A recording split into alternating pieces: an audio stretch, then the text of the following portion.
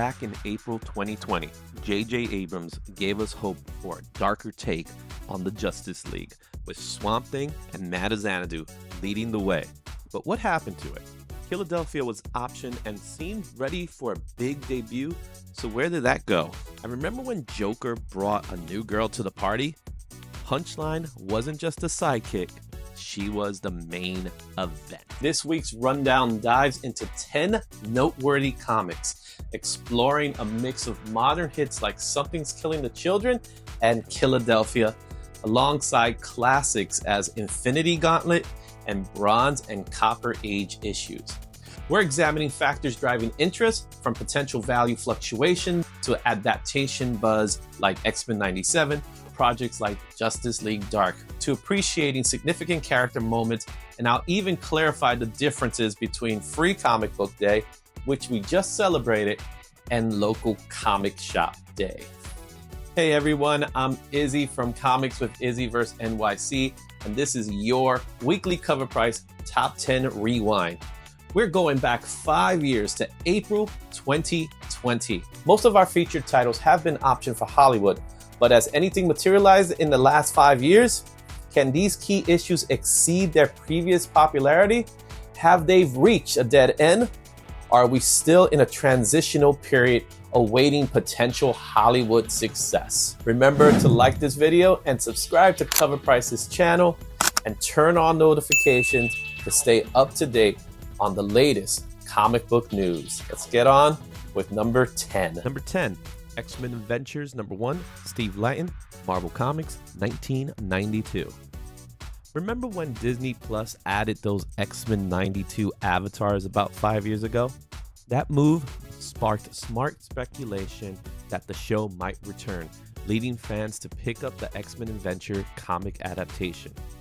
While prices didn't explode back in 2020, sales volumes did jump notably 176%, with 16 copies sold at $27 raw and $70 for CGC 9.8.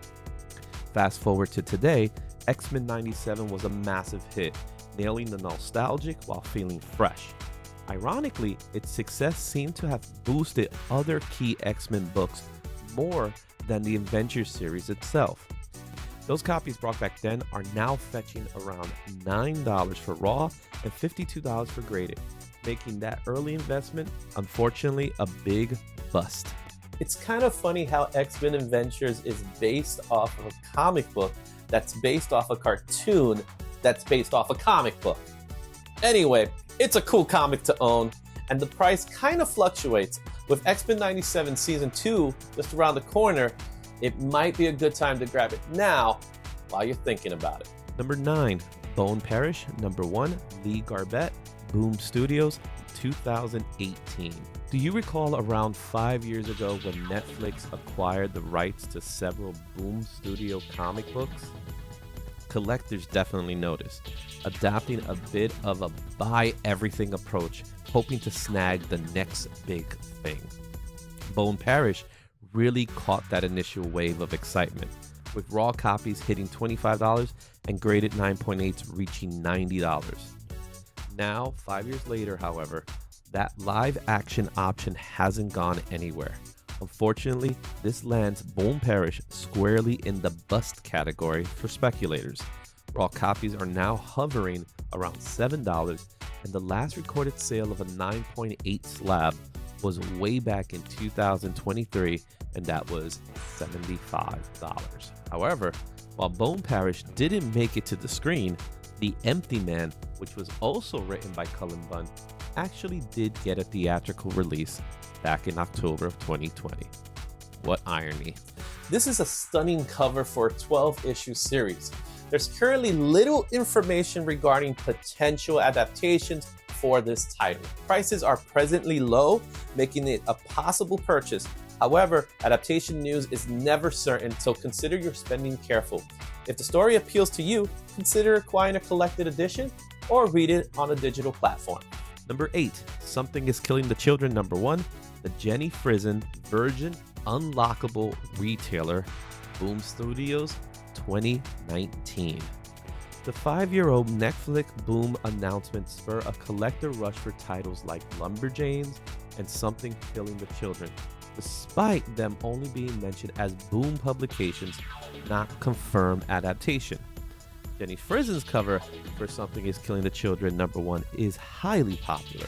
Who could have predicted in 2020 that this captivating book, which had only been released for 7 months, will blossom into one of the most significant independent stories of the last 5 years? Originally $12 for Raw and $61 for a graded 9.8, Raw copies are now selling for around $91, and a 9.8 are about $150, with an all-time high of $602 back in 2021. Even though no adaptation has materialized, and just like the publisher's name, this book is definitely a boom. Something is Killing the Children got a couple of cool things going for it. It's a popular story, and this is an amazing Jenny Frizen cover. It's in that weird spot where it's been optioned, but not actually made into anything yet. Unlike Bone Parish, this one's more hopeful. And there is some good news that it will eventually land on Netflix. Could it be today? Could it be tomorrow? Could it be a year from now? Who's to say? But you just gotta hang tight. #7, Year of the Villain, Hell Arisen. #3, Steve Eppen, DC Comics 2020. 5 years ago, DC Comics gave us the first full appearance of Punchline, and she definitely attracted attention. The market seemed to prefer Hell Arisen over Batman 89 as her first full appearance. Copies of this comic began circulating rapidly, with up to 35 selling, averaging $32 for Raws and around $130 for graded 9.8. 5 years later, Raw copies still perform well, priced around $30, with graded fetching for around $100. Punchline fans can be relieved, as this key title can still be considered a push, with only a slight decrease in cost. If she is incorporated into James Gunn's DC Universe, expect this title's value to increase.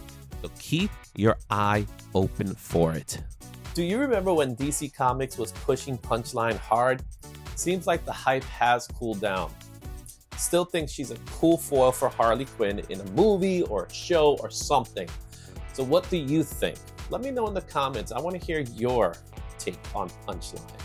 #6, Doorway to Nightmare, Michael W.M. Kaluta, DC Comics 1977. In 2020, a Justice League Dark spec fueled a hunt for Madame Xanadu's debut, coinciding with the announcement of J.J. Abrams' HBO Max series. Although Justice League Dark's New 52's first issue introduced the team, Madame Xanadu's initial appearance predates it. This led to a rapid increase in value, with Raw copies averaging $40 and graded copies reaching $287. A CGC 9.8 even hit a high of $1,200 in 2021. This strong performance has persisted. 5 years later, Raw copies now command $57 and graded 9.8s are at $445. While the current graded price doesn't match the 2021 peak, it still represents substantial growth for investors and qualifies this book as a boom. It's refreshing to see a Bronze Age book featured, and Madame Xanadu is a compelling and multifaceted character, which is a definite strength. Her inclusion here follows closely after a Justice League Dark series that, unfortunately, never materialized. However, that doesn't preclude the possibility of it happening in the future. So, who knows? #5, The Infinity Gauntlet, #1, George Perez, Marvel Comics, 1991. During the pandemic 5 years ago, families in quarantines, many new to the MCU films, found a welcome distraction in the Marvel movie series. The Infinity Gauntlet, a significant storyline in Marvel Comics history and a key comic book, experienced a surge in popularity. Created by Jim Starlin with art by George Perez, then later Ron Lim, this masterful work provides the foundation for the multi-billion-dollar blockbuster Avengers project, which continues to be highly regarded. This classic cover remains a collector favorite. In 2020, it sold for $20 raw and $138 for a 9.8 grade. Today, its value continues to rise, with raw copies around $31 and 9.8 graded copies at $178. We are strongly pushing to promote this iconic masterpiece. I love this crossover. I remember reading this story in 1991 at a library. It was a fantastic event that really put Adam Warlock in the spotlight. We even saw a loose adaptation of it in the MCU. I just wish they would have portrayed Warlock a little better than what we eventually got. Hopefully, that'll change. Number 4, Swamp Thing 50, Stephen R. Bissette, DC Comics, 1986. This comic is the unofficial introduction of Justice League Dark, a collection of DC's prominent supernatural heroes. Although Justice League Dark moniker wasn't present in the issue, it marked the initial meeting of several key members, foreshadowing exciting future storylines. 5 years ago, fueled by speculation, fans readily invested in this comic due to its perceived importance within the DC Universe darker mythos. Raw copies ranged from approximately $35 and graded 9.8s were going for $178. Surprisingly, 5 years later, the book has held its value very well. While the current raw fair market value is slightly lower at $25, the CGC 9.8 grades have risen to $192, resulting in a push. An underappreciated Alan Moore book that introduced readers to a darker version of the Justice League. Although the team isn't explicitly called Justice League Dark, many consider this issue as their first team appearance. Number 3, Killadelphia, Jason Sean Alexander, regular, Image Comics, 2019. Originally sparking considerable excitement due to a 2020 TV option by Levitan Films, the regular Cover A edition became highly sought after. This initial book saw raw copies averaging $11 and graded copies around $60.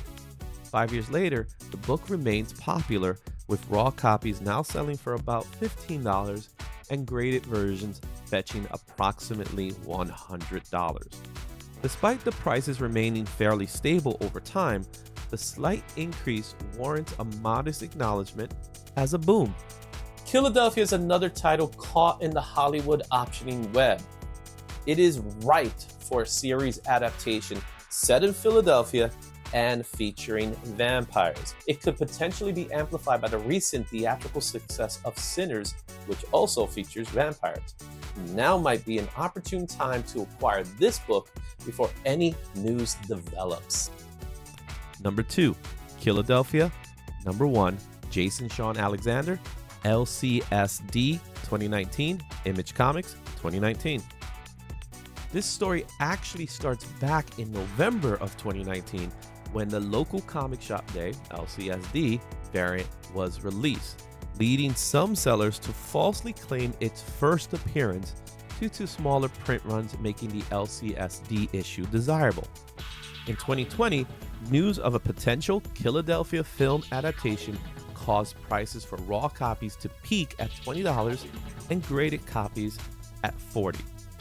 Although the film was never made, the market has since cooled. Raw copies now sell for about $15, while graded copies have held at $65, with no sales since 2024, indicating a stabilized but inflated market. This weekend, we celebrated Free Comic Book Day. Some people may not be aware of Local Comic Book Shop Day. The difference is that Free Comic Book Day is when shops give away free comics to build on excitement for everyone. Local Comic Shop Day happens later in the fall, and that's when they sell special exclusive comics and collectibles that you actually buy exclusively at the shop.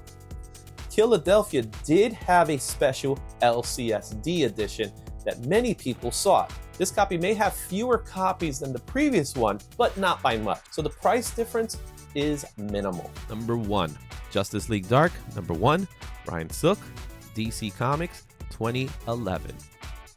5 years ago, acclaimed filmmaker J.J. Abrams was developing a highly anticipated Justice League Dark adaptation for HBO Max. The character roster remained unknown, but the feature comic marked the debut of the Justice League Dark series, achieving the coveted #1 spot. We recorded 31 sales with a fair market value of $50 for raw copies and $193 for graded 9.8s. Unfortunately, the planned Justice League Dark film never materialized. This particular issue showed the divergence in value. While raw sales have significantly decreased to $11, graded 9.8 copies have seen fluctuating sales with a recent high of $160. Given James Gunn's involvement in the DC universe, future developments are uncertain, so we will rule this title as a split. Even though the J.J. Abrams produced Justice League Dark project appears to have been canceled, I believe the new DC studios, led by James Gunn, might revive it for their new DCU. With a Swamp Thing movie in development by James Mangold, the director of Logan, a successful release could pave the way for Justice League Dark in the near future. Overall, it's fascinating to observe how 5 years can impact value, and it's noteworthy that most of these titles have maintained their worth. From an investor standpoint, if you enjoy exploring options, it's advisable to choose those that can also serve as keys to enhance your potential profits. However, if you're just a collector who enjoys the thrill of the hunt, you're already ahead of the game without any stress. Ultimately, this selection underscores how much potential screen adaptations and character spotlights influence the comic market. From indie darlings awaiting their break to established universe potentially reviving fan favorite teams. Whether driven by speculation on Hollywood developments, appreciation for specific characters like Madame Xanadu, or nostalgic for iconic events, it's clear that the value and interest in these books are often tied to forces beyond the pages themselves. Thank you for watching this week's Top 10 Reflective from Cover Price. Please don't forget to slam that like button, and if you like what you see, subscribe to the Cover Price YouTube channel for more weekly content, including the Top 10 Comics, Shaker Reports, and Comics Covered with co-founders Matt and John. And make sure you check out COVRPRICE.com to see what's on their current Top 10 and the various trending movers and shakers. Thanks for tuning in. If you want more comic discussion, speculation, and convention coverage, be sure to check out my channel, Comics with IzzyVerse NYC. Also, you can check out my socials at IzzyVerse NYC. We'll be back next week for another Top 10 Rewind. Until then, Excelsior.